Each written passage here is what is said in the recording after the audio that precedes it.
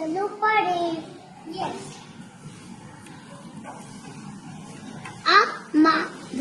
Amar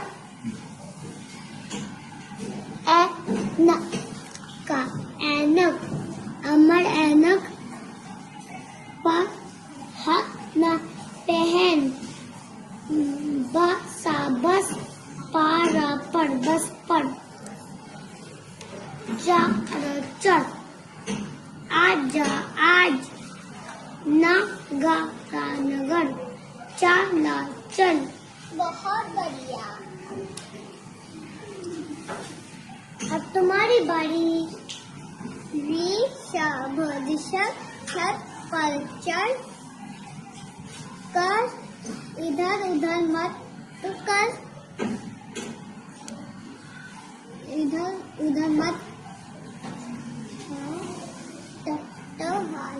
टहल.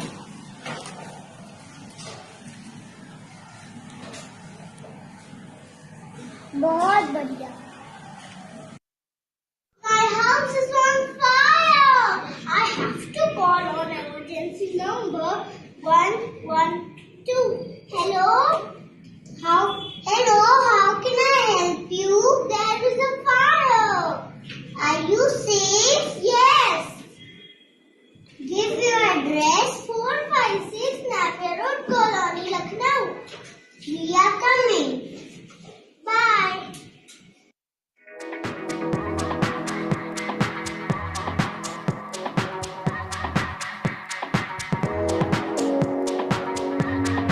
As we start our journey to Alpha Classroom, children will learn by discovering facts which will empower them and boost their self-confidence.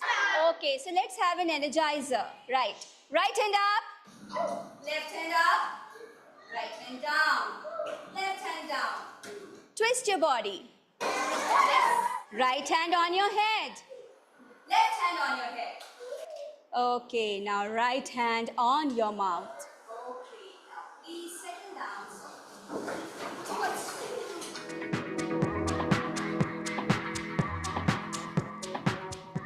I'm giving you the chits, alright?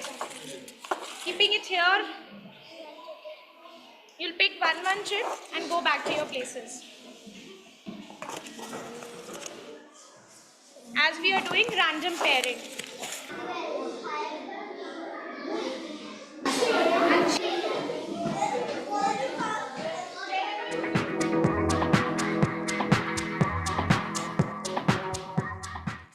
The new norms are working in random pairs to accelerate their learning, asking questions to enhance their critical thinking, and taking turn to instill a sense of character building.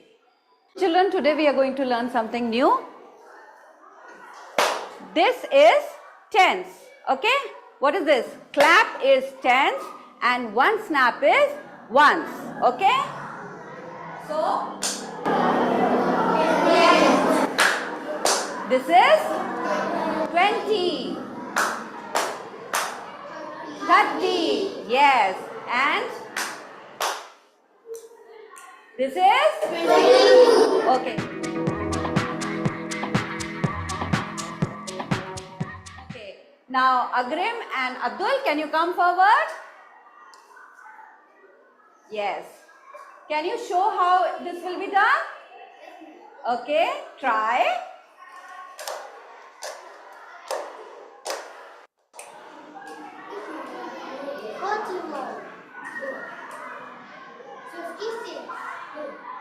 Okay, Agrim. Now your turn.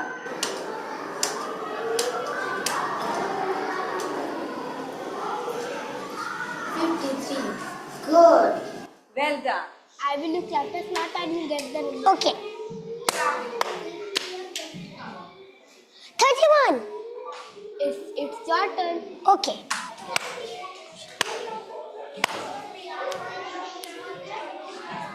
32. Correct. Done. Now you will do. Come on, do it with your partners. Go back to your place.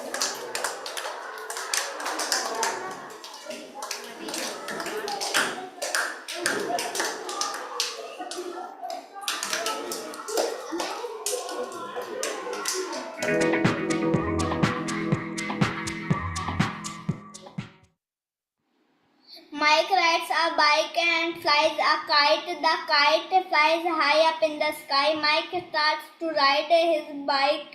He flies his kite and rides his bike. Mike falls off his bike and loses his kite. He cries and tells his mom. Mom gives Mike some advice. Don't ride a bike and fly a kite. Mom is right. Mike rides his bike without his kite.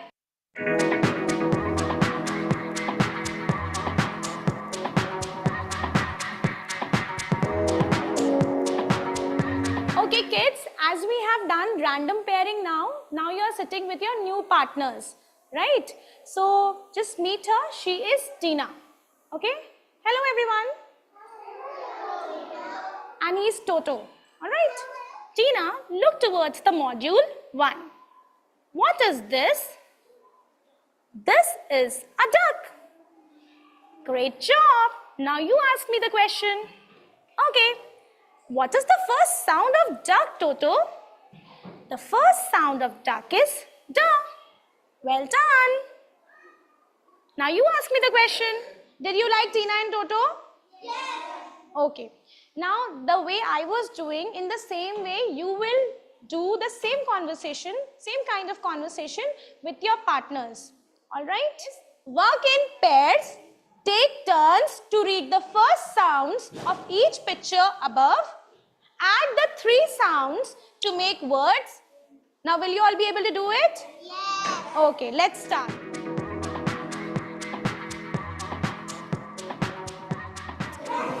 Are you excited to learn something new? Yes. Okay, let's start. The module is here. What is this?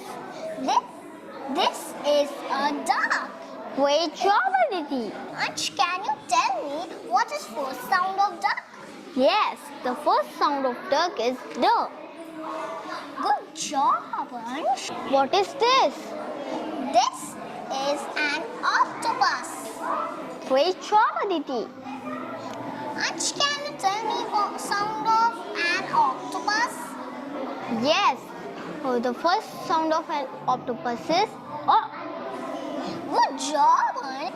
What is this? This is a boat. Ansh, can you tell me what is first sound of boat? The first sound of boat is go. Good job, Ansh. What word can you make by adding all the first sounds? The word is dog of the dog. Good job, Ansh.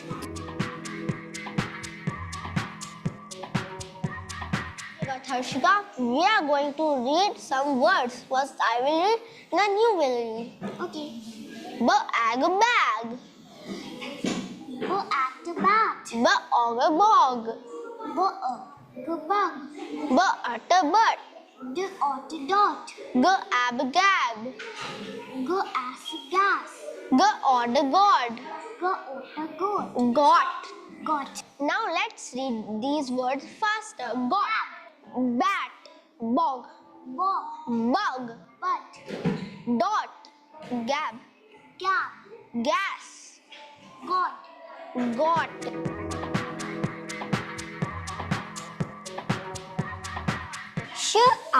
Shark. Ship, ship. Shop. Brush. Dish. Fish. Wash.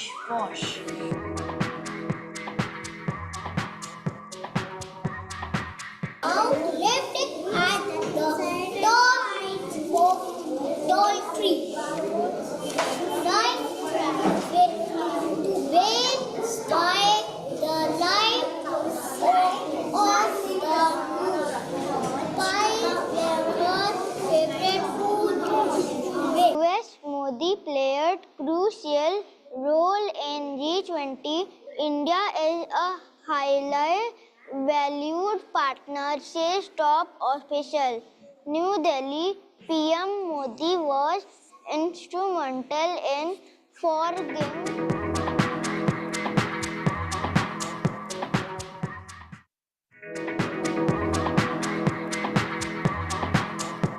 Paired learning is the cornerstone of the Alpha program.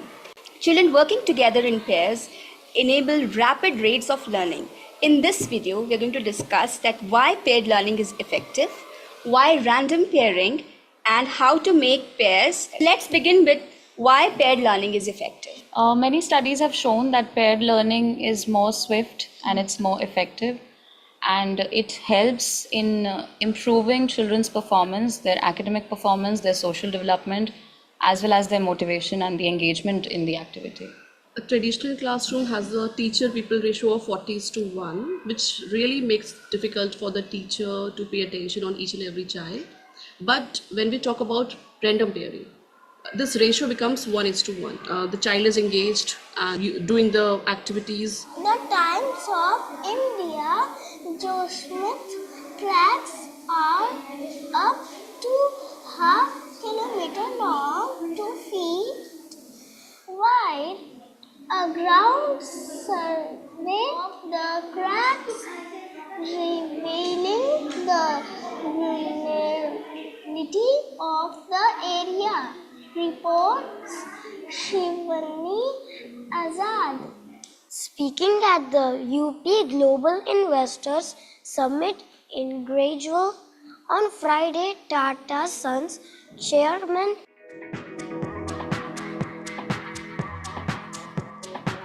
Okay, so now we know that pair learning is effective, but now the question is how to make pairs. Okay, so there are different ways of making pairs. We can even use paper chits, right?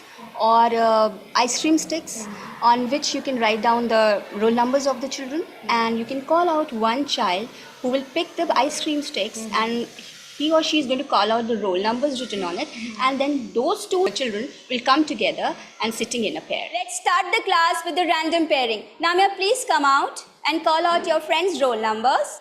roll number 44 and roll number 5. Yes, roll number 44 and 5, please come. Gati, please come out and call out the next two roll numbers.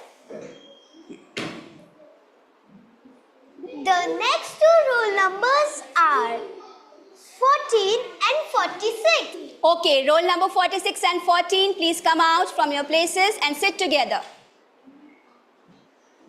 Very good. Abhyukta, please come out and call out the next two roll numbers. The next two roll numbers are 25 and 36. Okay, roll number 25 and 36, please come out and sit together.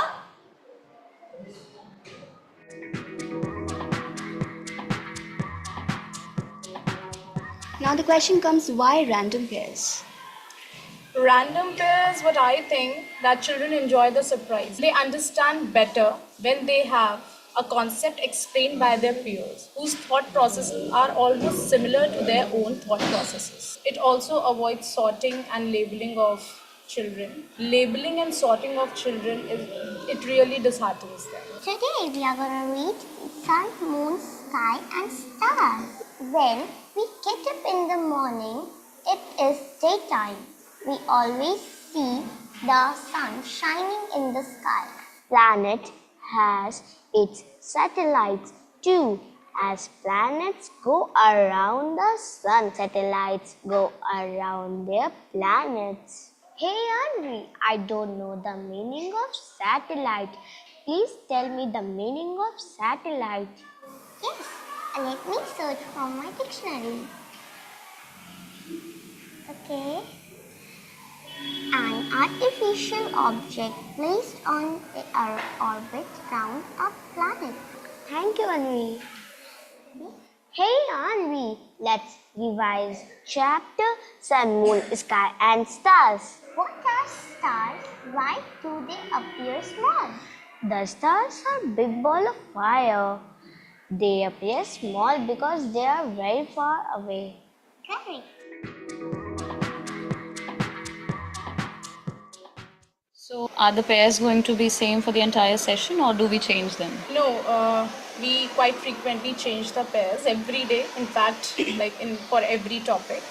The reason behind this is that they get to work frequently with each other at some point of time over the month. How may I help you, sir?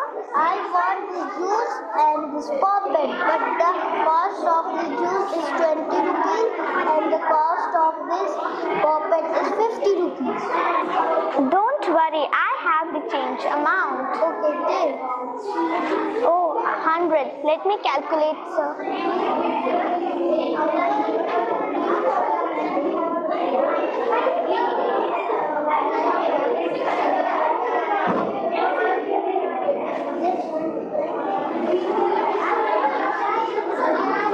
The left amount is 30. Thank you, sir. Thank you. At what time do you wake up? I wake up at 6 o'clock. When do you go to school? I go to school at 8 o'clock. Which time did you take dinner? Eat my dinner at 8:25. When you go to play? I go to play at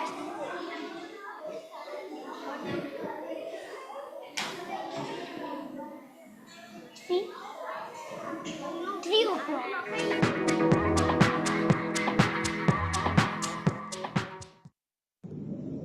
Hi Shanvi. Hi Afia. Do you like fruits? Yes, I love fruits. So let's do a role play on fruits today. Are you ready? Yes, let's begin. Okay. You will be the child and I will be the mom. Okay. Mom, I'm hungry. I will make you some fruit chaat. Okay, I will cut the fruits.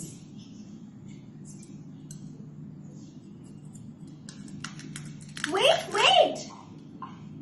What do we do before you cut the fruits? Wash them, but they are looking clean. You must always wash fruits and vegetables before eating them. Okay, Mom, but why we not wash bananas before we eat them? Well, there are some fruits like bananas that don't need to wash. Why is that? Bananas have thick skin. We do not eat skin, so we peel the skin off and eat the soft pulp inside. Yum! I love bananas. So, shall we make fruit chaat? Yes, let's do it. I am hungry. Well done.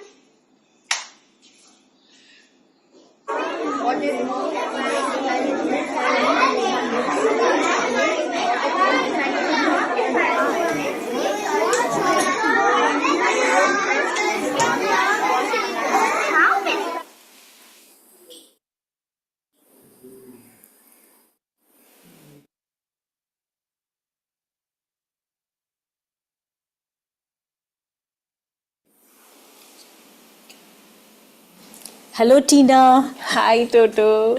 आप कैसे हैं? ठीक है, बढ़िया। Okay, सबको बहुत बहुत नमस्कार आज ज्वाइन करने के लिए आज का टाउन हॉल। तो हम लोग बात करेंगे पाथ के बारे में, what is path, and we'll talk about why we are here together today. I am Sunita Gandhi. I am the founder of Global Education and Training Institute, Getty. And to my left is Athira Santosh. Athira, please share a little bit about yourself. Hi, I'm a trainer here and I'm a UPSC aspirant as well. I came all the way from Kerala to Lucknow and I'm happy to be here to do this town hall with Dr. Gandhi. Thank you so much, ma'am. It's a delight to be here with you all and thank you for joining us today. We may be small in numbers today, but I know we will swell because what we are proposing is something that perhaps needs a little more attention by the education fraternity across India and beyond. So just to introduce what is PATH, PATH is a movement for transforming education. So something we can all agree with, that education needs transformation. Otherwise, what's the whole meaning of NEP 2020? I think NEP 2020, New Education Policy of India, came into being because education needs a transformation. And it has many, many amazing elements. It's a very progressive policy that we are just beginning to surface at the moment and touch upon some of the points mentioned there. So we'll touch upon these points made in the NEP 2020 and how we may perhaps go about making them even more real than we have at the moment. So welcome again to Path Town Hall. Athira, I'm happy to be with you on it and everybody here. Right, so PATH stands for Purposeful, active, transformative, and holistic. Okay, so PATH stands for purposeful, active, transformative and Holistic. holistic. And basically it's a pedagogy also, as in like it embeds what's called alpha, which is accelerating learning for all. That means for all, for every child on the planet and in India, whether they're in the slums, in the villages, in the government schools, or in budget private schools or elite private schools, such as some of those we are privy to as well. But we've been working quite a bit with the government schools. In fact, this whole program, Alpha, Accelerating Learning for All, was launched in government schools, starting with Shamli in Uttar Pradesh in 2022. So it's fairly young in terms of its implementation. It came as a result of the MOE secretary at the time, Anita Karwal, saying, let's do it. And I think that's what it takes. It takes somebody to say, let's just do it. And she gave us two, what she called low-performing districts of India. There were 10 of them in 2022. And she gave us the responsibility for 2 of them. And the very first implementation began in a district called Shamli, which happens to be in Uttar Pradesh. It's near Delhi, Muzaffarnagar. And here, I was a little bit anxious also because though I had seen amazing results in the private schools and I'd seen amazing results in the slum projects we were doing, this was the very first foray in a big way in the government schools. So I invited Harvard Graduate School of Education, HGSE, USA, to do the research scrutiny on our first RCT, which stands for Randomized Control Trial. And that means to understand what is the impact of this pedagogy on a group that is implementing the change versus a group that's not implementing the change, doing business as usual. So we had 10 schools initially in the group that did the intervention in Shamli, government schools, and 10 schools that did not. So when Harvard, this is the report right here, by the way, they wrote the 600-page book following that in 2023. So this was in 2022 fall. And it was amazing to see the results because they were bombastic. They were among the best FLN buys in the world, if not the best. So that was, international endorsement right at the beginning.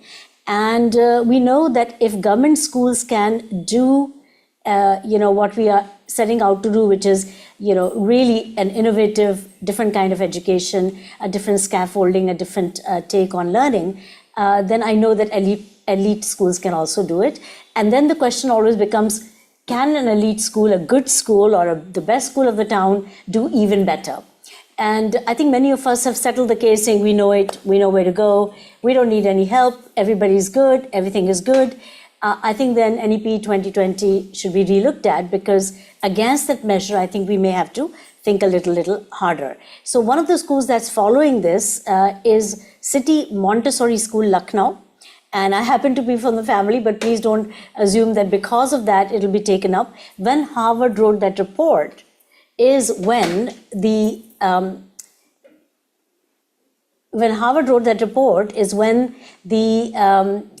City Montessori School family members of ours said, let's try it out in 2 campuses of 21 campuses in a very small measure that was, of course, in, again, 2022 in November, because by that time we had the 40-day implementation in Shamli and the results were coming in. And so we started towards the end of November a pilot with about 1,000 children some in a big campus and some in a very small campus. So the small campus had one section of 3 sections doing alpha in kindergarten, grade 1 and grade 2. And the bigger campus had it in 4 of the 9 sections of kindergarten, grade 1 and grade 2. So basically 4 plus 1, 5 sections were doing alpha, and another 6 plus 2, 8 sections were not doing alpha. So something like 1,000 kids in alpha. Anyway, so the idea was to measure at the beginning, where were they both at. Of course, convince the parents before we even began, because parents had to set aside those textbooks at home, and the children would come without the textbooks to the school, and they'd be shown, like we're seeing electronically on the screen, some material called alpha that we had given to them. But before the parent meeting, we were very surprised, because we offered it to them saying, your children will not bring their books. Are you okay with that? And they were so excited by what they saw, what the teachers presented of the alpha pedagogy. They all said yes. That means the 4 sections, for example, Gomti Nagar 2, where I was myself at the meeting, the parents overwhelmingly said, yes, let's do it. 5 sections we did not offer to, later on said, well, why did we not get it? But the good thing is that those 44-day, it was supposed to be 45-day implementation. After 44 days, when the post-test was given, the group that was the alpha group did a lot better, far better than the non-alpha group. And so the next year, that was in 23-24 session, it was implemented in 4,500 for 4,500 children in 11 campuses, doing partial implementation again in these campuses, 11 of the 21. Then finally, when it was like, okay, I think it's working, it's worked now in the government schools, it's worked in the private school here, and our principals are saying it is good, our parents are saying it is fantastic, our children are learning a lot more. That's when the faith was higher. And for the first time last year, we actually had books in the bags of the children. So till then, we were just doing electronically a digital screen presence, where the children were taught using this methodology for 45 days. So basically, results have been the major guiding force. So last year we had 14,500 children of 12 campuses out of 21 voting to take this up. We don't force anybody here. So, and then the principals decided this year, 19 of the 21 campuses took up alpha. And I think next year we have already heard from the remaining 2 that they would also like to do it. So I think it is a conversion process, and I think we sometimes go baby steps because we can't prove ourselves. Now, once something is proven, a medicine is proven, a particular thing is proven by, say, RCT, by Harvard, or is proven by, our other schools or whatever, if you have to say, I think we can probably begin to feel, okay, we don't need to do another RCT, another testing, another trial, but to go ahead and take it up. Now, many a times, let's face it, many a times we do not compare curriculum. We look at it, we say, wow, this looks good, let's just take it. So we are guided by a hunch. We don't say to the people who are providing that curriculum that, hey, have you tested it? What are the results? Have you seen the results? Can you show us the results? They're not going to be able to give you those results because we don't put so much onus, so much emphasis on measurement as we could and should. And in the United States, for example, of course, I'm not commenting on the situation there at all, but in the United States at the time, it has been mandated in many countries that what goes into the school is schools, and they're mostly government schools there, running a very good show, that they should be first tested and tried, number 1. Number 2, there should be evidence for their efficacy, which is very, very important. So what we're saying is, look, don't trust us, of course, always go and do your own research. I'd like to invite you to be part of this research, in the sense, adopt it, try it out, see how it works for you, and you become the next testimony, and so forth. So where are we at today is 10,000 government schools, primarily government schools, some budget private schools, and a few elite private schools have taken this up, and everywhere we are seeing a different outcome. Much more joy, much more fun, and more well-being felt by the teachers, and so forth. So please, next slide. Thank you. So here, what does the NEP 2020 say? Right, Athira, what does it say? Active student engagement, shift from teaching to learning, and 21st century skills, holistic vision. So, right, so we cannot disagree with that, right? We're talking about active student engagement. And that's really paramount because normally we find the teacher is active, all animated in the front. She walks into the class, all animated. Now I have another chapter to teach. She says, okay, everybody now on chapter number 5. Page number 36. Open up your pages and let's begin. I mean, that's where normally the classes begin. Some teachers will say, look, I'm not going to look at the book. I'm just going to do something fun with the kids. Some teachers will do a warm-up. Some teachers will do a very good, activity in the front. Some teachers will demonstrate something. Some teachers will even give the materials to the children, say, go have a go at it. Some teachers will say, let's just, have a think, pair, share activity. So everybody face each other. Some teachers will do project-based learning, and they'll make more the class what may be considered child-centric. So from extremely teacher-led to extremely child-led, there's a huge variation, and a lot of it depends not just for the school, but it depends on the teacher. So teacher makes it more active. But we're not talking about that either right now, because what NEP also further says is that we should shift from Teaching to learning. Teaching to learning. So what does that mean? Everybody's learning, teacher's in the front, she's all animated, it's child-centric classroom. So what does it mean to convert teaching to learning? So, of course, learning is happening. Somewhere it's a little more, somewhere it's a little less, but it's happening. But this, for us, has been a great endeavor to understand this particular thought process. And it may mean that giving agency to the children to learn and create learning by themselves and to co-create that learning. And we have seen some amazing outcomes from this process. Again, don't trust us, just try it out. But what it means also is that children are not just doing what the teacher says, now everybody's going to do this, right? So you know what the teacher said and you're going to do it. The way we are looking at it is empowerment. That means that the children can actually go on and on and on and create their own questions for each other. They can create their own extension activities. They can stretch that activity and take it home. No tutors are needed. Nobody's needed. Now, again, we'll go back to how it really works in a minute, but that is what I think may be a definition that NEP 2020 means, that children should have the agency to be active. So teachers no longer active. Teachers conveying something, she's maybe actively showing something, but then that's a very small percentage of the time. It's like revving up an engine on a motorcycle, and then the motorcycle goes on the road for long time.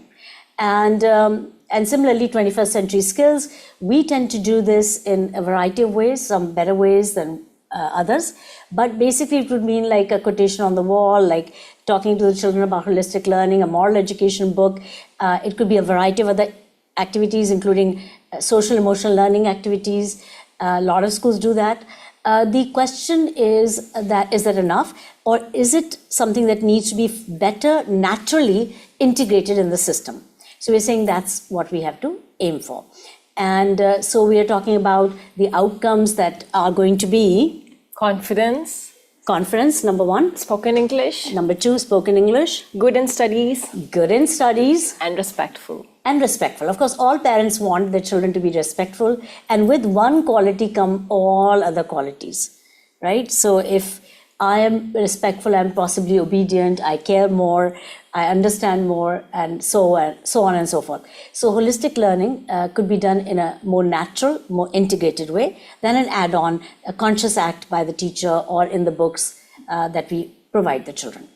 So how does that work? So let me start by giving a demonstration of something with Athira, what we do and how do we empower the children so they have the agency to work by themselves. First, we begin with the teacher. We don't begin with a textbook. We begin with a teacher. So teachers, when they enjoy working in a certain setting in a particular way, they carry that enjoyment back to the classes. It's not know-how, it's more enthusiasm that they're carrying forward.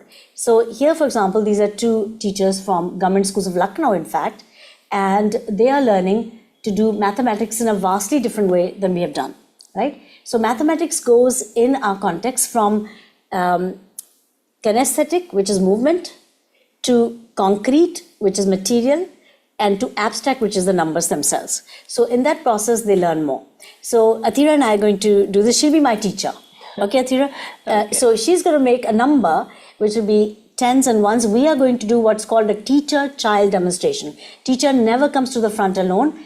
Also, children are not sitting just facing the teacher. They're actually sitting in pairs.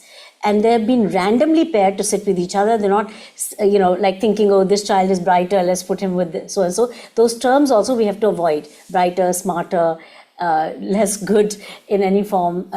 Certainly avoid things like slow learner. And so here we have Athira and me. We've been randomly, she has selected me randomly from the class by picking out a chit from a box with all the names of the children, and I've been selected to come and be with her. And she's going to demonstrate through this paired activity what the class in their pair are going to do, right? So Athira, let's go to you. Hi Toto, let us do this Max, funny Max. Hi Tina. Hi. So I'll show you this number and you please say what it is. Okay. So first you have to tell me what is ones and what is tens. Okay. This is ones. Okay. And this is tens. Okay. 100. Okay. And 1,000. Wow, you're going all the way to thousands with me. I'm just a kindergarten child, or I'm just a nursery child. So I'll start with tens. Okay, tens and ones. Okay, that sounds good.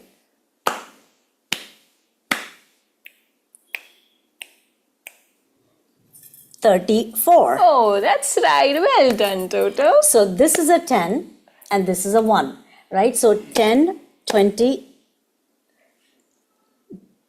Nishant? 10, 20, 30, 40, 1, 2, 3, 4.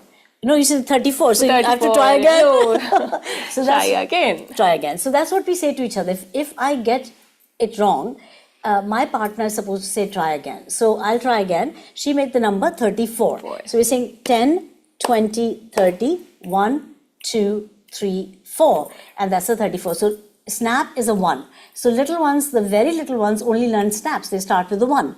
Then they do 2 snaps. And you can hardly hear their snaps. They're just doing this. But that's okay. But they're doing it to each other. So I'll make a number like this and she'll tell me what number it is. What number did I just make? Tens. No, I'm going to make again. Okay. 3, 2. 2, that was it. Great. Okay, good job. Now your turn to make a ones number. Okay. 5. Well done, that's right. Okay. So you see how it goes from tens and ones, or ones in fact first, then the tens and ones, and then 100 tens and ones. Okay, so shall I try and I'll give you a number? We take turns, equal turns, right? So I'll make a number in hundreds. So this is 100. 200, 300, 400, 500, 10, 20, 30, 1. 531. Well done, good job. Now it's your turn to make a hundreds number. Okay.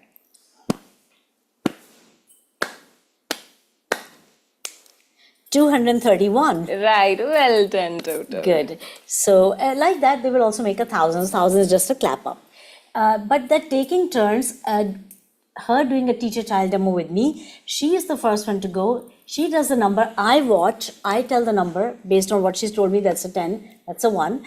And then she tells me it's right or wrong. And then we try again till we get it right. And after that, I am the one who makes a question for the teacher. Now that's something different because we're taking equal turns. So it doesn't matter you're smarter, better, whatever.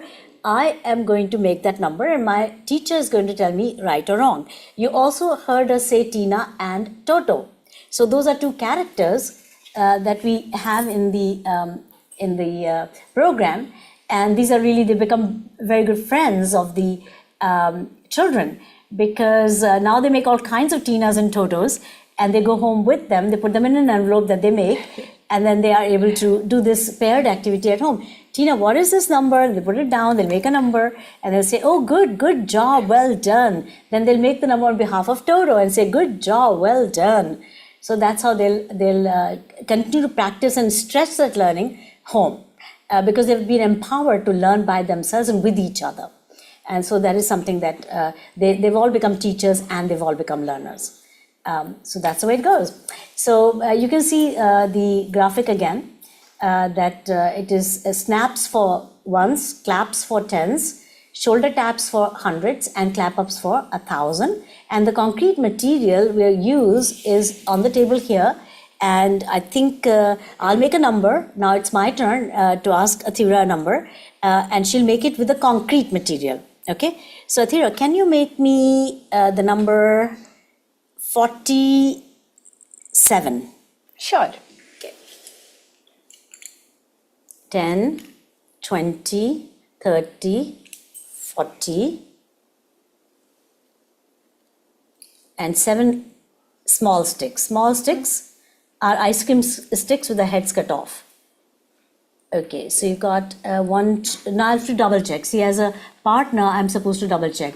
10, 20, 30, 40. 1, 2, 3, 4, 5, 6, 7. Well done. Good job. That's really good. Now, it'll be my turn and so forth. We'll be doing this together. How do we add? How do we add using this material? So now I've given you a number. You can give me a number. Mm-hmm. Can you give me something bigger than this? I'll give you 43. Okay. No, bigger than this, right? Okay, So then that will be 54. 54. Okay, that 54 it is. Okay. So 10, 20, 30, 40, 50, 1, 2, 3, 4. Did I get it right? Please check. 1, 2, 3, 4, 5, 50. 1, 2, 3, 4, 4. 54. Well done. Okay, great. And so now we go to the abstract form. First, she gave me the number 47.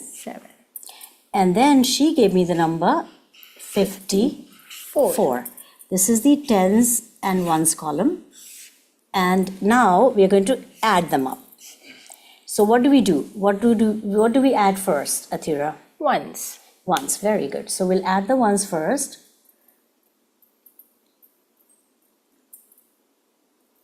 What happens if I get more than 10?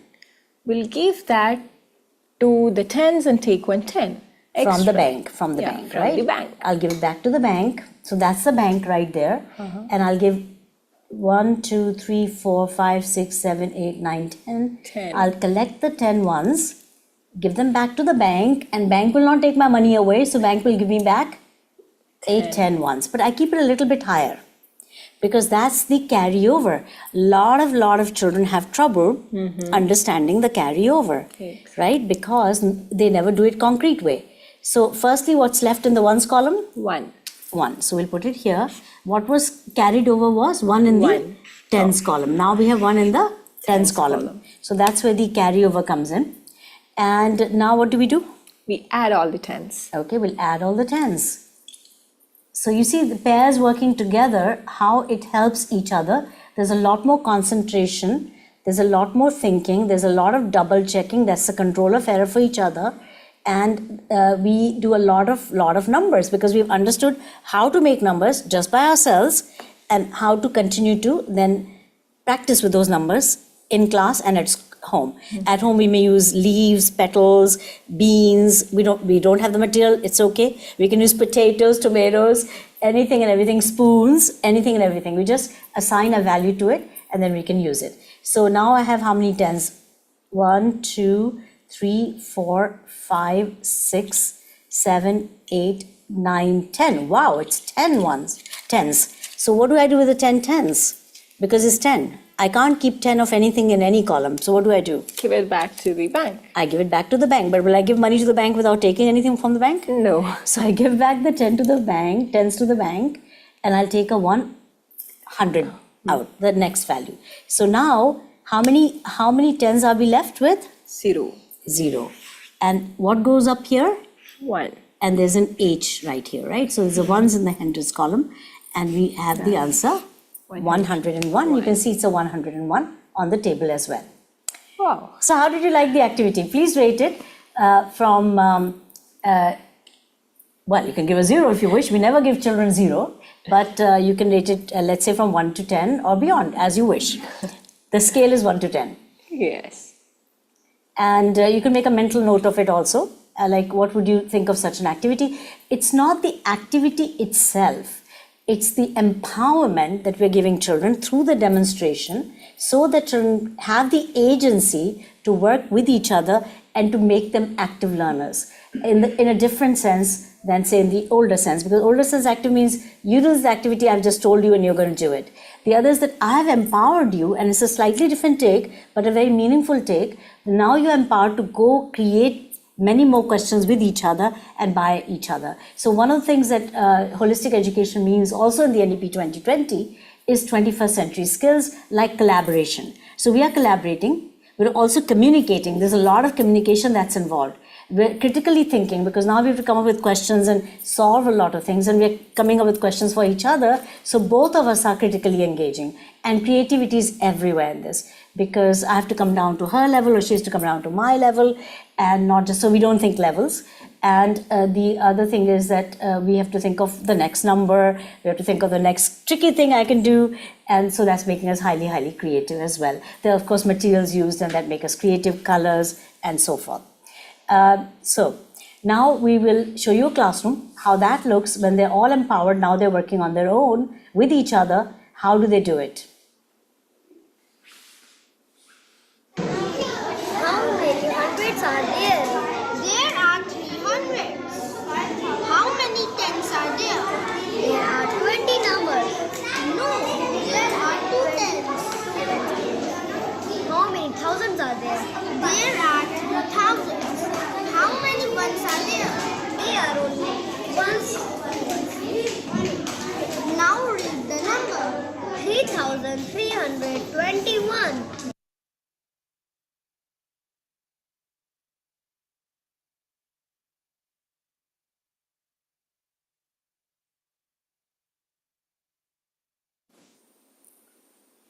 So, right, so now we look at, how this is mathematics, of course. It develops from here to even the materials being useful for, let's say, subtraction. Again, the borrowing, they understand why. They're exchanging a 10 for 10 ones and so forth. They also do multiplication as repeated addition. And they do division, and they can understand division very, very intuitively with this process, something that even teachers sometimes fear. How am I going to teach my children? And they sometimes also fear the subject. Of course, not every teacher is a math teacher, but they can all become very good at math and become maths teachers in this particular methodology. One thing I should also like to say is this is an ongoing trainer for the teacher. And the reason is that the teacher seeing these activities not just by our training, which we provide, usually in our schools, we provide twice a year, thrice a year. And of course, CBSE board is asking for 50-hour training. So there is a lot of ongoing training as well. But what we actually rely upon a lot more is training through the, what we're calling buddy books. So in the buddy books, we have some here. So for example, this is a buddy book. So in this, inside pages, you will see there are what's called prompts for the teacher and the children. So if I open a page, you will see at the very bottom of every page, I don't think you'll see it very well, but there are what are called prompts at the bottom. And the prompts are a teacher guide as to what the teacher is supposed to do for that particular page or that particular set of pages, usually even half a page, what the particular activity might be. So we'll have a very visual activity. Let's say if you take a math book, you will see it in a very visual way. So for example, here are 2 pages, and sometimes they're just half-page modules. And even half-page, at the bottom of the half-page are prompts for the teacher and prompts for what's called home stretch, which really, really supports the parent as well. So this is something which we thought was helping the teachers to grow on the job. So as they're interacting with the material, they're finding new and different activities, and they're getting the support they need, and they always need it, as to what do I do now, instead of just relying upon the planners. And we say planners are now redundant, they're not needed, because we also have something else which is very, very valuable, helpful. Many schools do that as well, I'm sure, but we are calling them grow circles once a week. So the teachers get together and they have a particular format. First thing is that they are discussing what were the dolphin moments, what happened in our classes, if you're both teachers, we are sitting around our class cohort or a mixed group, and we share good things. We share what was something that was not working so well, and we call them opportunities that we could grow with and learn from each other. How did we handle such an issue?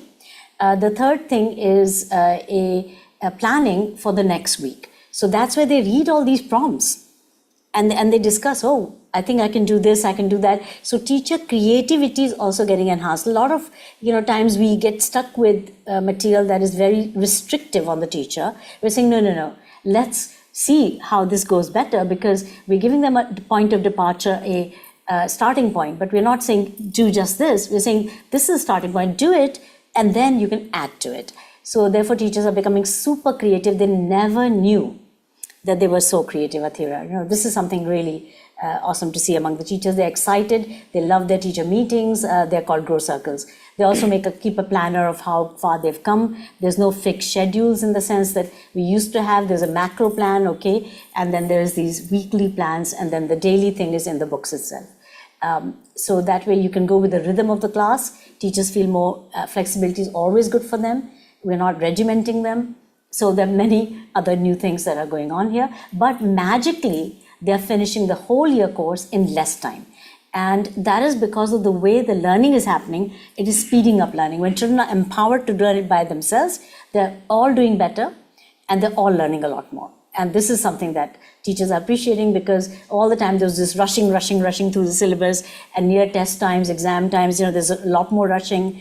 Everybody's, worried about the test. These kids walk into the test, they're happy, and they know they'll breeze through it, and they're all doing well. And that's a parent's dream. Parents want that their children should do really, really well. And now they are actually doing very, very well. And that's why the parents are not just happy, they're actually delighted, right? So, okay, Athira is sort of humming along with me, but she's learning to be a trainer. So I'm very happy that she's here with me. And we are going to do it together in the future in the way that she will lead and I will follow. Yes, of course. Okay. So here you can see a lot of classrooms going on. The first one you've seen similar to that earlier in the video. The middle ones are a lot about this data handling, and they created different variety of questions. Like you can see little counters that they're using. So very concrete experience with data handling, and then the more abstract one just below. So, and even in language, it's going really well. The amount of writing has more than doubled. It's actually 3 to 5 times the writing that they normally used to do in the past. So parents are delighted also because there's more writing. They love that there should be a lot of evidence of writing, and I think we're able to do it, but in a very different way, by the way. It's far more creative, far more engaging for the children. And the next thing I'm going to show you after this slide is over is precisely about that.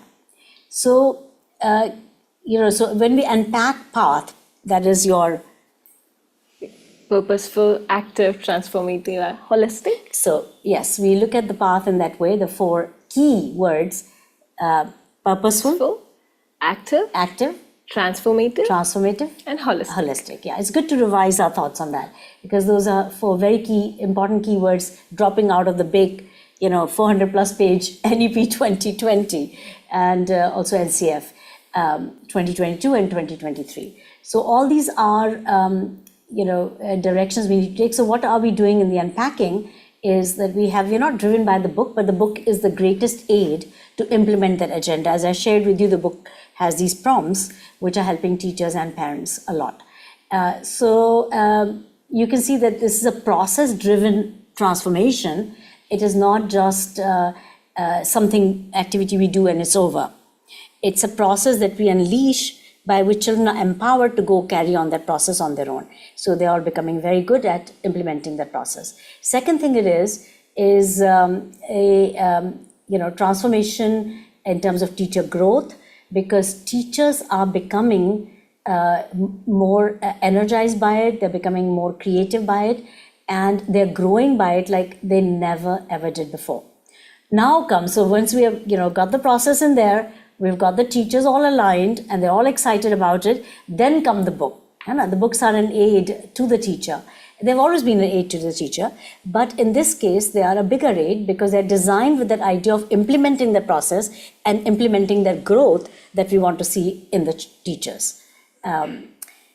Okay, then we can say that one thing that has happened also very much is parent engagement.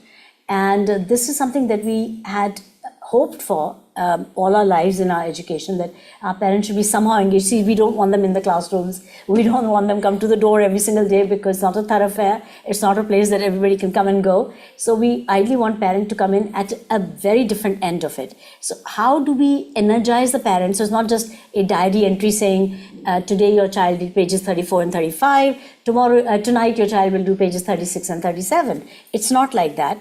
It is like, okay, here is a whole blurb, here's a whole amount of trigger that's written there, what the child did in the class, which a teacher will find very hard to write in a diary on a daily basis, or even the children, and what the children have to do at home. And that home is not called homework, as we used to call it, and it's not just a difference of words, it is called home stretch. And why it is called home stretch is because you are stretching what was done in the classroom home, and it's a natural extension, a natural stretch. And so this is where parents are feeling empowered. And then we have the assessments, which really help the school because these are scientifically designed. They are basically covering at a greater level, higher level, what the children need to do. So when we talk about HOTS and all sorts of other desirable directions, critical thinking questions, they're all in there. And we are not saying that the children should be given an easier test, because they should be prepared for the best and the highest and even above grade level, and they're able to do it. And this is something that the teachers will also verify as they implement the change. They'll see, oh, my kids can do such and such, my kids can do such and such. And it's so delightful to see little ones doing a lot more than we had ever expected. It's the hardest, as you will agree, with the little ones, and not so hard as with the older ones, because older ones can already read. So, how do you empower the very tiny ones to actually create and co-create learning, and at the same time to develop and grow beyond the grade level? Okay, and then we have, of course, EdTech tools. You see the HighPath app image there, and it is a support to the teacher and to the family. So ebooks are there, many other things are there, assessment reports, home stretch activities. Teachers can do a variety of things with it, and they feel very supported, and that's what we want.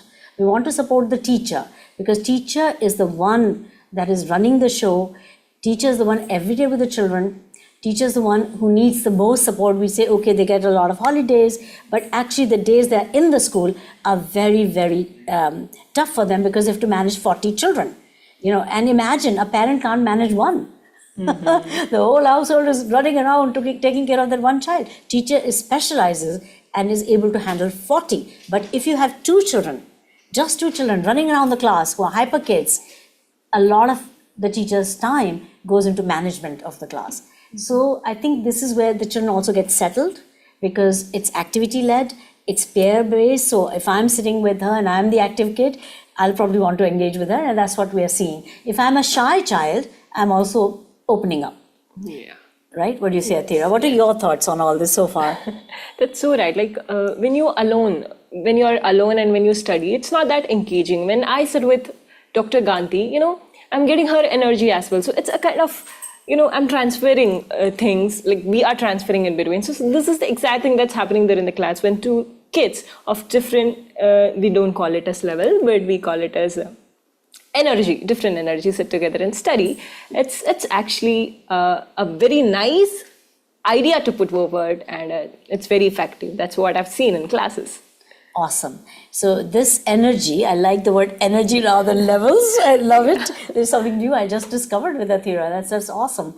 Okay. So now how does it translate into empowerment in, say, English or Hindi language? So here we have these Tina Toto puppets in the government schools. You can see these kids with their Tina Toto puppets, and also the teachers. So teachers, really delighted by her own Tina Toto puppets that she has herself created. We don't want to necessarily give you a printed version of Tina Toto. We might, but then, the point is that it's really delightful to make your own, then make your own envelope and put them in there, and look after them and carry them home and work with them at home as well. You see, they're holding the stick, the ice cream stick on which they have made the puppet.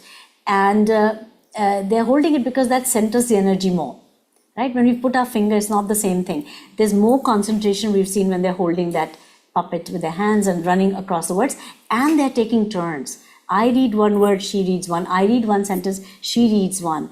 I read one paragraph, she reads the one paragraph. I make questions for her on that one paragraph, and she makes questions for the next paragraph for me. So I'm listening, and then I'm answering based on that listening. And I'm also watching. I'm also seeing, moving the stick when I'm reading, and she's watching when I'm moving that stick. So it is really joyful learning. Right. So how does it flow? Let's take an example from English. And so we have a different approach to scaffolding a learning of language. And this has shown us we can save a year or more. Because normally what we do is teach children either the alphabet, A, B, C, D, or Kaka, Gaga, or we are teaching them sounds of those letters. And so that's phonics. In phonics program, and there are many variety of phonics programs now in the world, there are a lot of reading wars going on in many parts of the world, and everybody has like, oh, this is a better way, that's a better way, that's absolutely fine. But what we are saying is, look, there is an alternative way. And this alternative way seems to be working a lot better than we ever thought possible. So here it is not letter sounds, it is known to unknown process rather than unknown to unknown. How many of the children know their letters before they're taught? They don't. How many children know their letter sounds without being taught? So they have to be taught. That means they're rote learning. So a teacher is saying to the children, you see children, B says ba. But B doesn't say ba to B. Okay. No, but you have to accept the fact that B says Ba. not B. B says ba, not B. B. Okay. So that is something that we teach the children, that B says ba and not B says B. And so it's rote learning. Then picture is something that we all remember. You know, the famous sort of quote, this idiom that says that you learn, what is it? It's an idiom, no. It's a phrase. It's a metaphor. I'm not getting it right now. Okay, a picture is worth 1,000 words. So, and in any case, children know their pictures. They know car on the road.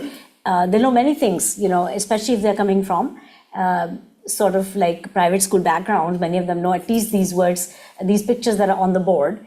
And if they don't, that's okay.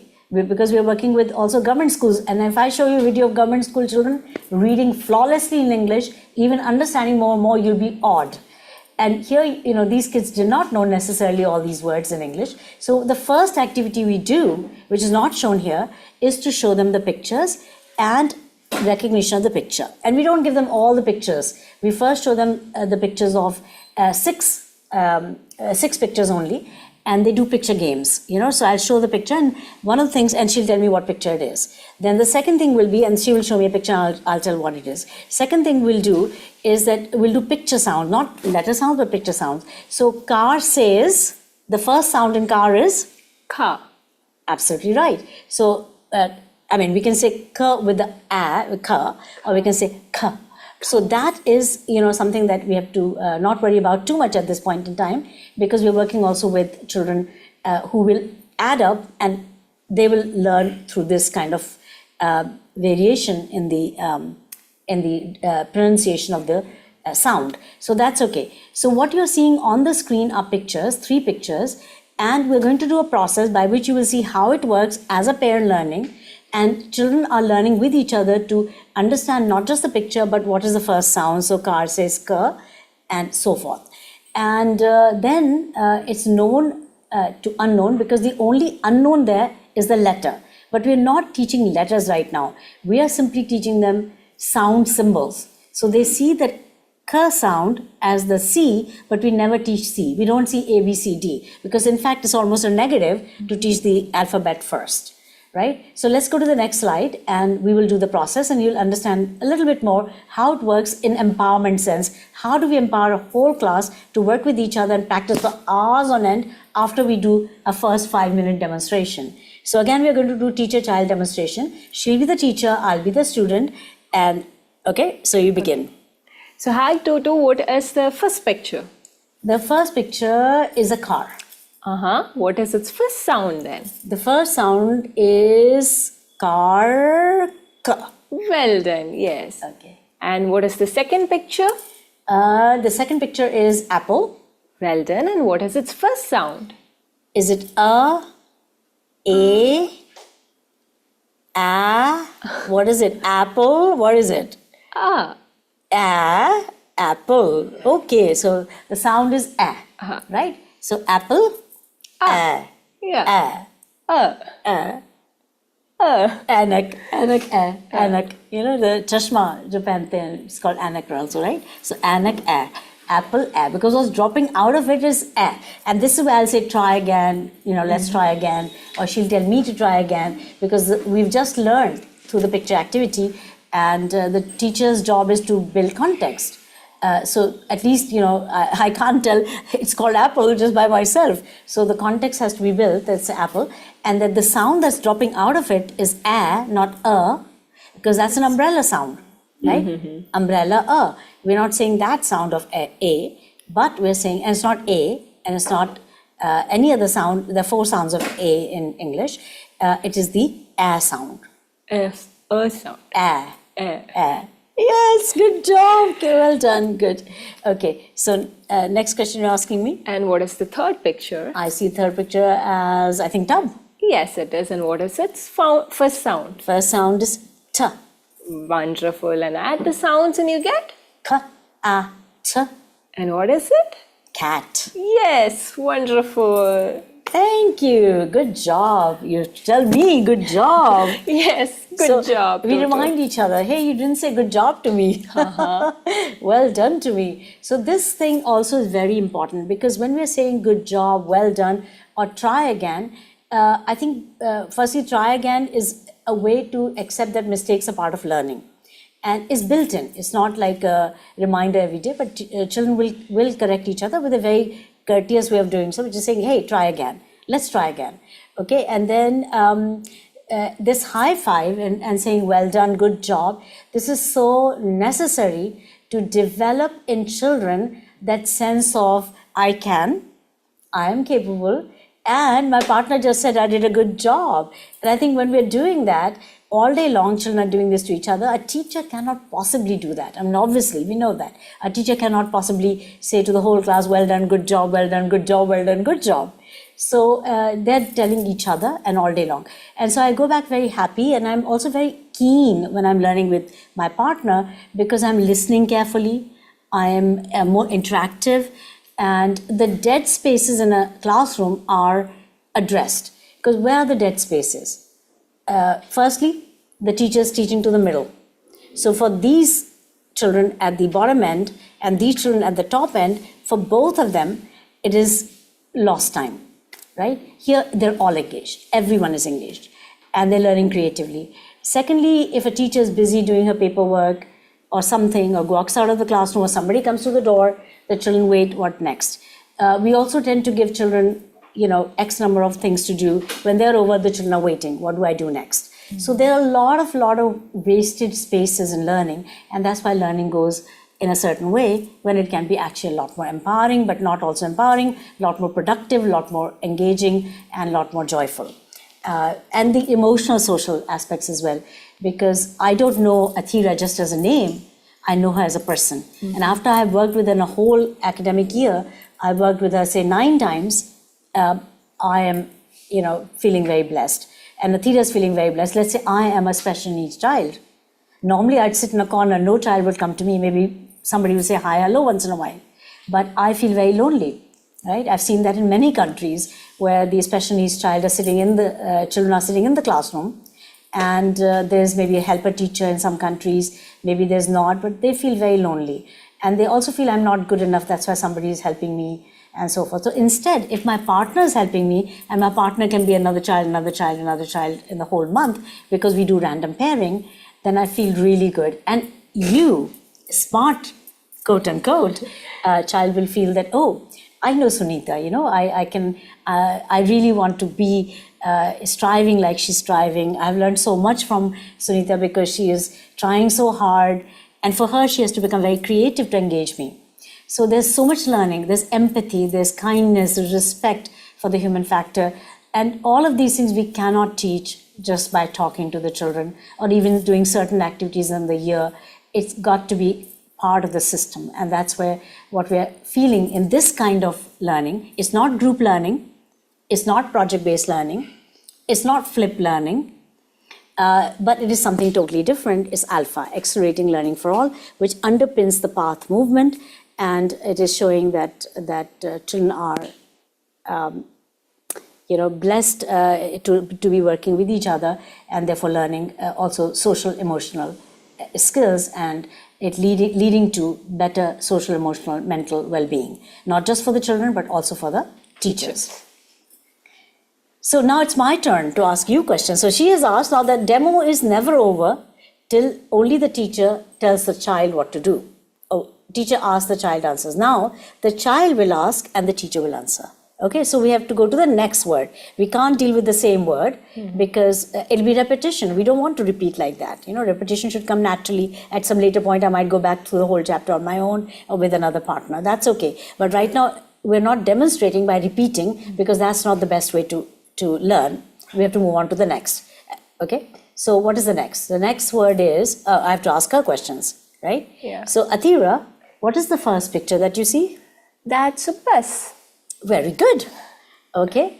And what's the first sound in bus? Bus, ba. Very good. Excellent. What is the second picture that you see? That's an apple. Great. What's the first sound on an apple? A. Very good. Well done. That's good. Well done. And what is the third picture? That's a goat. Yes, a goat. Very good. And what's the first sound in goat? Goat, g. Oh, wow. Well done. And what word do you get? What's the new word when you add the sounds? That's g, bag. Well done. Good job, Athira. Well done. Well done. Okay. So that's how we'll do the demonstration. Teacher, child, then child, teacher. That's called teacher-child demonstration. And then we also do what's called child-child demonstration. Then the whole class will now twice or even 3 times is necessary. It's okay. The whole class has to work. Now you'll see this class of 4-year-olds creating and co-creating learning on their own. This is the fish. What is the first sound of it? First sound of the fish. What is this? This is the orange. What is the first sound of orange? First sound of orange. Oh. What is this on the X6?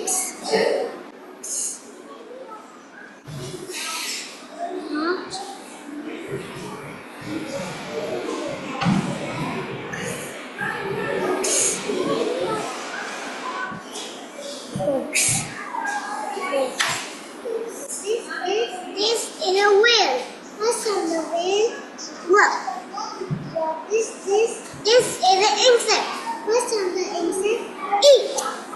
What is this? This is a goat. What's on the goat? Goat. What? Eat. Goat. This is bag. What's the voice on the bag? Boat. What is this? This is the orange. What's the voice on orange? Oh. What is this? This is X. The first one X.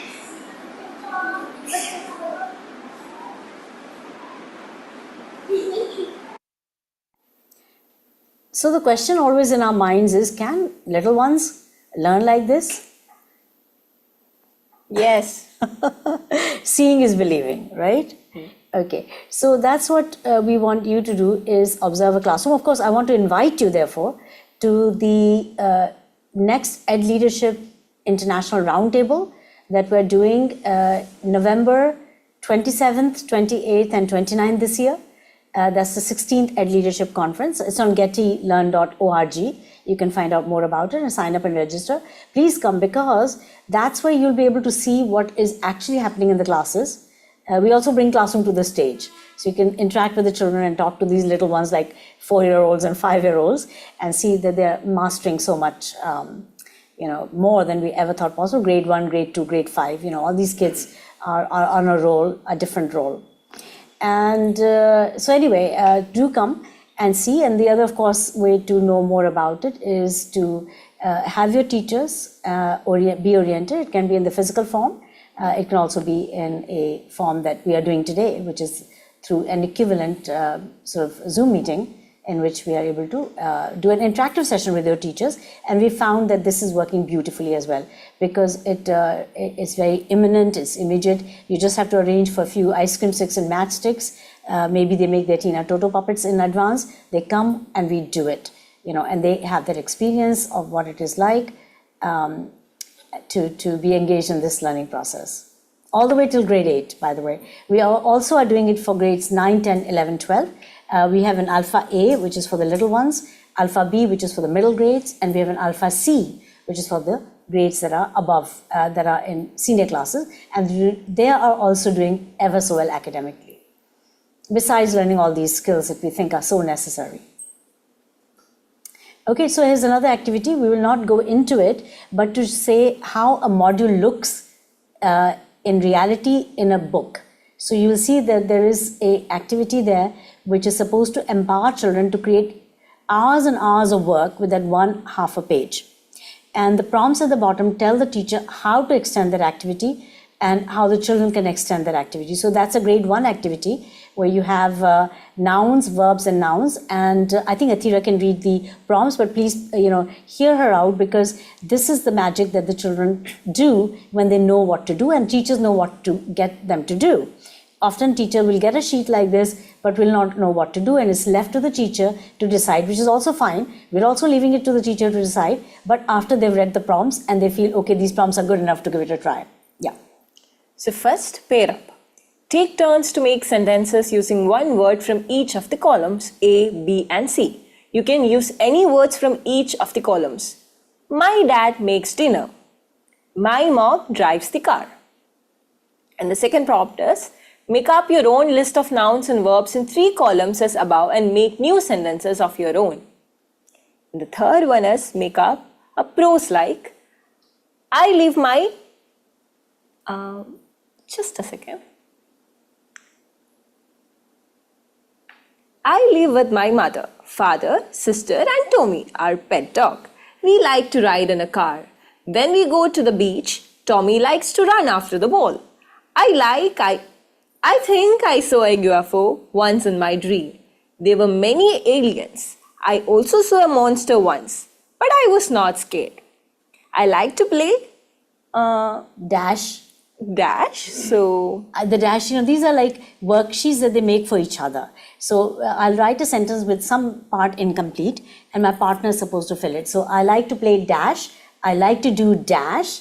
My favorite subject is dash. My best friend is dash. So you see these prompts at the bottom of each module like this allow children to delve into deeper and deeper engagement and extend that learning, what we call stretch that learning, within the class and at home. So here's another example. We'll not be able to do this activity right now, but the teacher prompts would be something like the children have to make 2 piles of chits, vowels and consonants, and child 1 will pick 3 vowels, child 2 will pick 5 consonants. Together they will work for 5 minutes to make as many words as possible. They will share the words they make with other pairs in the class. So instead of sharing them with the teacher, they'll share them with the other pairs in the class. So how many words can they make? Well, if they select these, for example, 3 vowels and 5 consonants as shown on the top, they will make 159 words. Of course, they don't need to make all of them, but they'll make a handful because the combinations are so many. And then they go and share that list with another pair. So they add to the vocabulary, they go around the class. So you're unleashing a process. That's why it's called process-led transformation. You're having the process take care of the learning. So here, she and I will have made a whole bunch of words with those 5 consonants and 3 vowels. And when we dip into that pile 1, which is vowels, and pile 2, that is consonants, and they're turned upside down, she takes another 3 and I take another 5 out from that list, and I put it on the table, and now we have another set to work with. So we've made a whole bunch of words. Now we go to the other pairs in the class and share our words, and they share their words with us. It's a joyful activity. 10-15 minutes, they can learn so much more from each other. Then what do? They can stretch it even more, right? How do they stretch it even more? Athira, what does it say? Very exactly. Look up the dictionary, that one. Yeah. Wait, just a minute. Okay. Which one should? Okay. Look up the dictionary for new and interesting words made by your partner or at another table. Take turns to make sentences with the words. Make a story with these words. Draw pictures, etc. Yeah, etc. could be like find synonyms, find antonyms. And I think children invariably enjoy making sentences and prose, stories, anything from words they have made together, rather than words given by the teacher.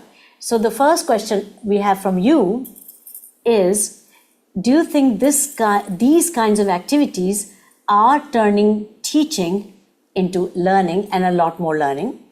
And what about the first question being that instead of dictating 5 words to the children, give them 5 minutes to do something like this, which is preferable, right? So option A, 5 words dictated. Option B, 5 minutes of making words in this particular manner. And something they can carry home as well and do a lot more with. And a lot more writing, by the way, as well. There's just a ton of writing that you've unleashed a process and they love to write after that. Right. So we shall now look at the next slide and 2 more questions for you, which is number 1, can you indicate if in this process, such a process, children can engage for hours? If yes, it's a 1. If you think they require lots of teacher intervention, that's a 2. If you think that these are not exciting for the children or the teacher, you can choose 3. Please put this in chat or make a mental note of it, right? Now the final question, do these activities move focus from teaching to learning as per NEP 2020? Yes or no? Okay, I think we've labored on that point quite a bit. And I think you're also seeing that this is definitely a lot more learning than teaching. So here's the writing slide. You can see a lot of kids are just writing. And it's not the same writing. It's not from the board. It's not from the book. It is, and of course, that is not always what children do anyway anymore. But we are seeing a lot of creativity. We are seeing a lot of engagement. We're seeing a lot of richer vocabulary, better expression, more use of adjectives, more use of conjunctions, and even idiomatic expressions, phrases, and so forth. So this is something that is empowering them in a different way altogether. So how does empowerment happen through the books? Let's look at the next slide. It's from grade 3, and here it's a story about this Ollie the owl. And by the way, this story is not just an isolated one story. It is a story that continues throughout the book. And the reason for making a story that has certain characters in it that develop through the story, you get to know the characters. You can do what's called literary appreciation, which you're not able to do in short stories. Even if they're 3, 4, 5 pages long, you actually cannot do, you can do, of course, prose comprehension, you can do grammar, you can do a lot of things with that. You can develop vocabulary, you can develop concepts, but one thing you cannot do is literary appreciation. For example, what do you think Ollie's character was like? How did Ollie feel, throughout the process? Did he get empowered? Now, every child will have a different answer for such a question. While, in fact, in the previous way, it's very predictable. There'll be 5 questions. There'll be, 3 grammar activities. There'll be such and such a, expression of things, but word meanings, which, of course, every book should have, and they have. But here it is a little more in the sense that it is allowing children to use their imagination a lot more. Be engaged with the literature in a very rich way. For example, along the way, Ollie is a lazy owl, okay? And so all these birds are really annoyed because he's always sleeping.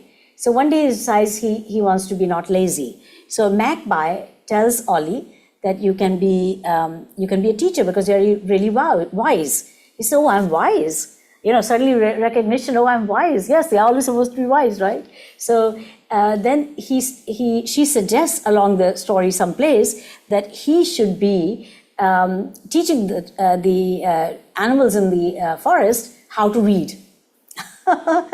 So then along the way, then he remembers, oh, he has a friend called Ornima who was always stopping in the class.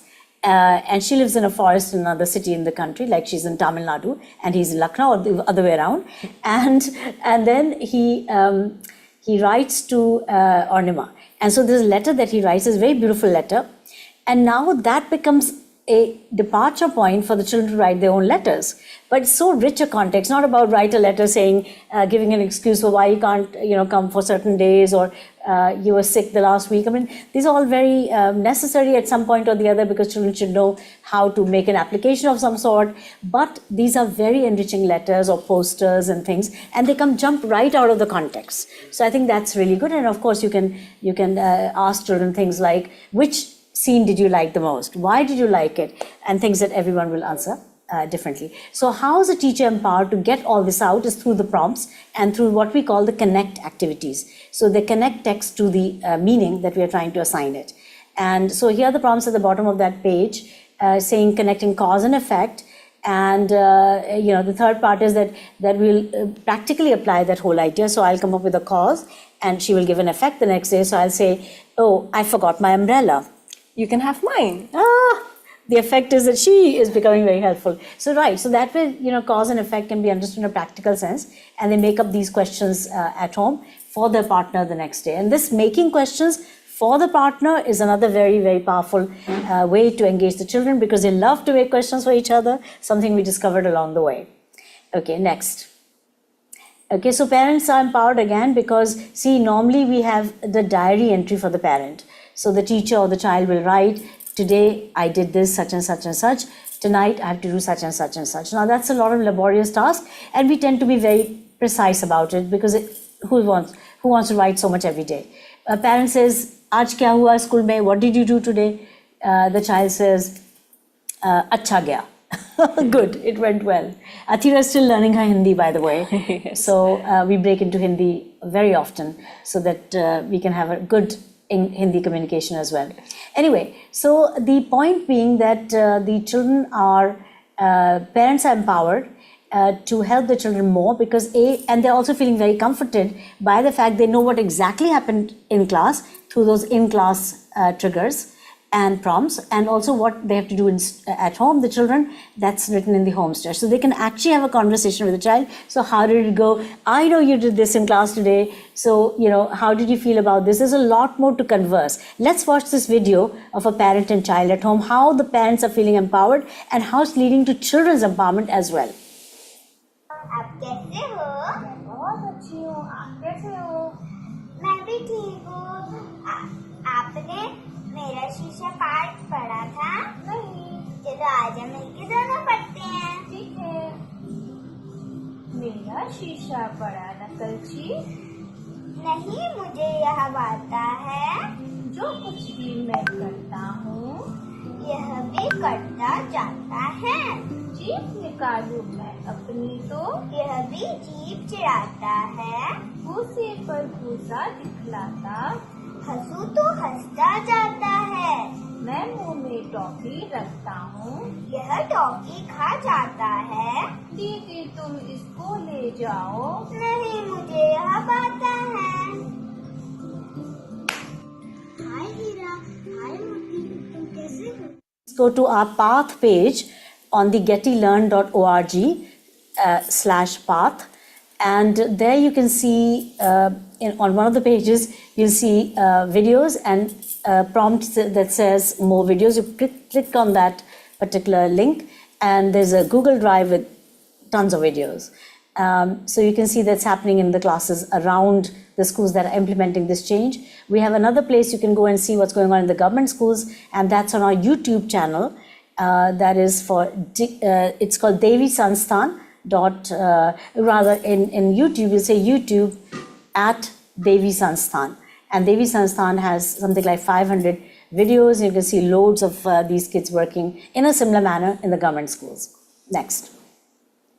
Okay, so we're not going to play these videos, but just to give you an idea, the parents are empowered now in a different way, and children are empowered in a different way. Here's a grade 1 child explaining the entire thing she's doing. Mothers and fathers have become videographers more than anything else also, because children are like, they dress up, they say, take a video, I'll do this, they know what to do, and the parents have to just support them.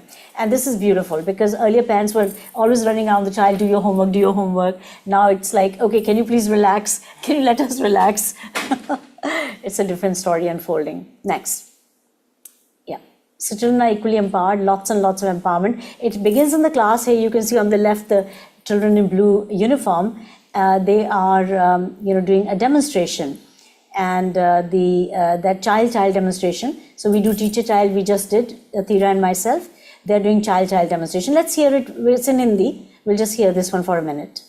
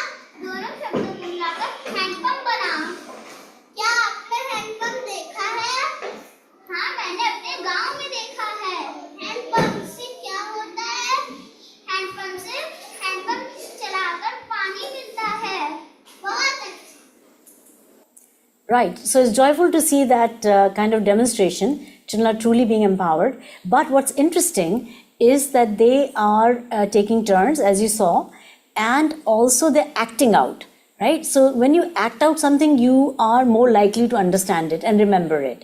It's visual, not just visual, it's kinesthetic. It's also, it sits in the photographic memory of the children a lot more, this kind of work. And here you can see children really dressed up. On the left side, this is a grade 1 child reading her poem called Gubbare with her Tina Toto puppets and all the setting that she has done. The mother is now videographing her. And on the right, you'll see kindergarten children reading Hindi and English newspapers, and they are 5-year-olds. They're still in the middle of a year. So this is quite fascinating. It's because of the different scaffolding of how children learn. We don't need to teach the alphabet, kaka, gaga, a, e anymore. They go straight to picture sounds and add words, and they're learning Hindi a lot faster, and the matras and everything. And you can see that kids are joyfully engaged. Every single picture tells a story of real engagement. Here again, multiplication, these are grade 2 children. They're not expected to do multiplication of 1,385 times 3, as they've made a number for each other, but they're doing it easily and joyfully as well. And by that, they're learning a lot, much above grade level. We don't have to take them that far up, but we don't stop them either. So it's a curriculum that it has flexibility built in. So if certain children at the top are ready, they can go ahead. Even the children in the middle who want to go ahead, go ahead. Even the children at the lower rung, we don't call the children lower. We say the rung is lower. The children in the lower rung also are excelling, and they're all going, practically all of them are going above grade level. Okay, similarly with fractions, you can see half-page modules with newspaper being used here. So it's climate consciousness we are building in every way. Next, please. Holistic education comes in as well. As you can see, every table has a different arrangement for patterns. They bring objects from home. We of course use recycle, reuse, and natural environment materials, sustainable materials. And of course, developing of 8 C skills, as we call them. So the 4 C's that NEP mentions, which are collaboration, communication, critical thinking, and creativity. And then character also is mentioned in the NEP 2020. Then citizenship, including that is the 6C framework of Michael Fullan. We've added to that 2 more, which is connectedness, that's social emotional learning. And we've added to that climate consciousness. So here's a story about whale. They read that, for example, and then they make a role play One child is a scientist, a researcher, the other child is a whale. And they hear, the researcher asks questions, the whale answers, and then they write it up, the plight of the whale, and what can be done about it. Next. Okay, nature integration is huge. We should do as much as possible, though a lot of times we don't have the opportunity being in concrete buildings, but to the extent there's a possibility. Next. Okay, assessments and reports. So children, the first level of correction of error comes from the children themselves, like Athira saying that I made the wrong number on the table. She's saying, oh, I think you got that wrong. Can you try again, please? So mistakes become a part of life, and we provide feedback to each other. That's number one. And then it comes with the end of each tier of work. And this is a control of error with each other. And children are giving numbers like 6,050. Now that's a very big, difficult number. There are 2 zeros in it, but they can do it. And the other child is writing down. They're quizzing each other to write big, big numbers. Assessments are joyful. Here you can see we do an energizer before the children sit down for the test. The test booklets are all colorful. And so it's easier to understand through color codes. There are a variety of types of questions. There are HOTS questions as well, so that children are able to engage at the difficult level. And rapid results are provided very, very quickly. Like the same day you can get the results from a test. And the teachers don't have to do as much of correcting as they have to follow this particular process by which they can collect the data. And we are driving ourselves to achieve, working to achieve a deeper learning. And what else are we learning, Athira? Development of strong social emotional skills, academic growth. Absolutely, yeah. Social emotional skills and academic growth. So basically, we would like you to consider doing this ASAP so we can train your teachers. We can even do a baseline if you wish to be part of this whole unfolding process. We can do a baseline, and you can do the same assessment a year later of the same grades and see if they've moved year on year, which usually is not very high as per research out there, like John Hattie's work. So foundational levels we are providing till grade 2, elementary 3 to 5, and upper primary 6 to 8, which is forthcoming as well. Okay, that's basically affordable pricing. Everybody can afford it. There are different models, and even a very low budget private school can afford our materials, because the basics are the most important. We give the foundational package as well. The evidence that I showed you, that book, which is available on Amazon. The other 2 books are also available on Amazon. That was the Harvard one. The rightmost book in red is on alpha pedagogy, and it was published last year by Bloomsbury. You can access it if you wish, but it has a lot of what we're talking about in there, explaining what we do, how we do. So thank you very much. Thank you for being here. We would love to follow up with you and see where we can take this together. Learning is together, because we've not settled on everything. I mean, that's why we have these mobiles with version 2.1, version 2.2, version 2.3, because even the smart people who made the Samsungs every year find they can improve it and fine tune it. So I think education should be living, breathing, improving. There is a transformative change that we are talking about in learning right now with PATH. So it's going from being a landline to a mobile phone, but it's a big, bulky initial mobile, and then it starts fine-tuning with inputs from all the participants together. And we're learning a lot from our teachers, and we hope to include you as part of our work for greater learning for the children, for greater outcome for the parents and the teachers as well, for their well-being.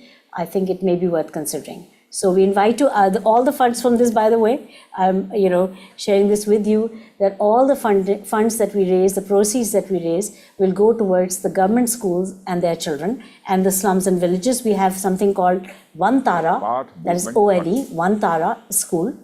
It's a free alternative school for children who are not attending school. So that's where we are becoming bolder and sharing our IP with you, so that we can actually make education possible for them as well. Thank you so much indeed. Thank you for being on this. Thank you so much. Thank you, Thira. The PATH movement for transforming education is being launched at this round table. As its name suggests, education must be purposeful, active, transformative, and holistic.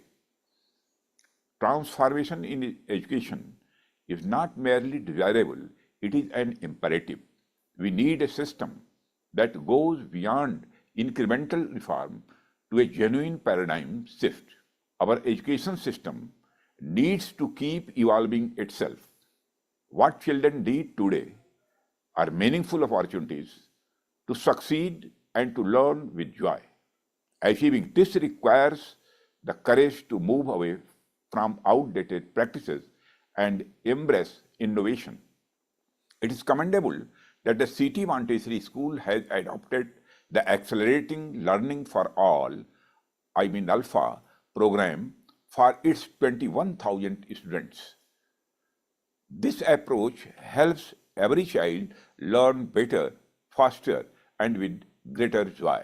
As Getty launches the Path movement, let it serve as a call to action for leaders, educators, parents, and communities to come together for this transformative journey. Let us place children at the center of our